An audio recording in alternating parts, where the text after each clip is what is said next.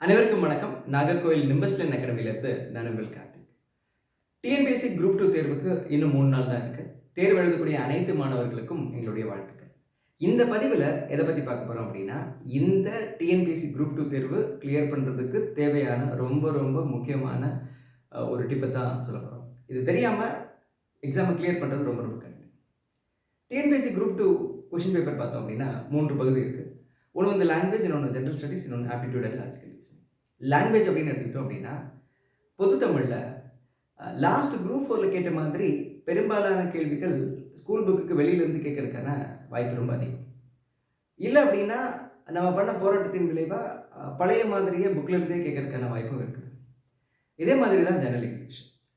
Syllabus மாற்றினதுக்கப்புறமா கேட்கப்பட்ட கேள்வித்தாள் எது அப்படின்னா லாஸ்ட் குரூப் 4ல் மாற்றுத்திறனாளிகளுக்கு கொடுக்கப்பட்ட கேள்வித்தாள் தான். இதுலேயுமே ப்ரோஸ் அண்ட் போயம்ஸ் தவிர்த்து பெரும்பாலான கேள்விகள் ஸ்கூல் புக்குக்கு வெளியிலிருந்து தான் கேட்டிருக்கு.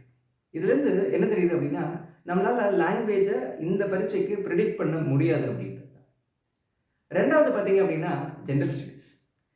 பொதுவாகவே டிஎன்பிஎஸ்சி குரூப் 2 ப்ரிலிம்ஸில் ஜென்ரல் ஸ்டடீஸு ஒரு 75% கேள்வி பார்த்தீங்க அப்படின்னா ஸ்கூல் புக்குக்கு வெளியிலிருந்து தான் கேட்பாங்க. அப்போது லாங்குவேஜ் அதுக்கப்புறம் ஜென்ரல் ஸ்டடீஸ் ரெண்டுமே பார்த்தீங்க அப்படின்னா நம்மளால் அசியூம் பண்ண முடியாது, எப்படி கேள்வி கேட்கப்பாங்க அப்படின்றது நம்மளுக்கு தெரியாது. கிட்டத்தட்ட எல்லா மாணவர்களும் இந்த 2 பார்ட்லேயுமே ஒரே மாதிரியான மார்க் தான் வாங்குவாங்க அப்படின்றது தான்.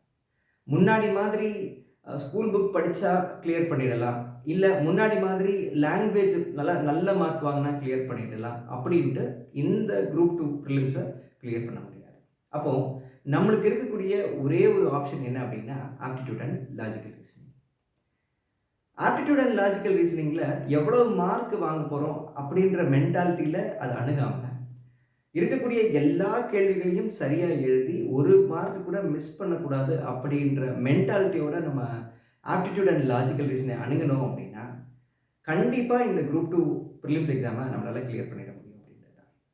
ஆப்டிடியூட் அண்ட் லாஜிக்கல் ரீசனிங்கில் எந்தெந்த ஸ்டூடெண்ட்லாம் ரொம்ப ஸ்ட்ராங்காக இருக்காங்களோ அவங்களுக்கு இந்த தேர்வு ரொம்ப ரொம்ப எளிமையாக இருக்கும். இதுலேருந்து என்ன சொல்ல வரோம் அப்படின்னா, இருக்கக்கூடிய 3 நாளில் ஆப்டிடியூட் அண்ட் லாஜிக்கல் ரீசனிங்கில் ஏதாவது டாபிக்ஸ் மிஸ் பண்ணியிருந்தீங்க அப்படின்னா இருக்கக்கூடிய 2 நாளில் நல்ல ப்ராக்டிஸ் பண்ணிவிட்டு எக்ஸாம் அப்ரோச் பண்ணுங்கள். கண்டிப்பாக உங்களால் இந்த ப்ரிலிம்ஸ் எக்ஸாமை கிளியர் பண்ண முடியும்.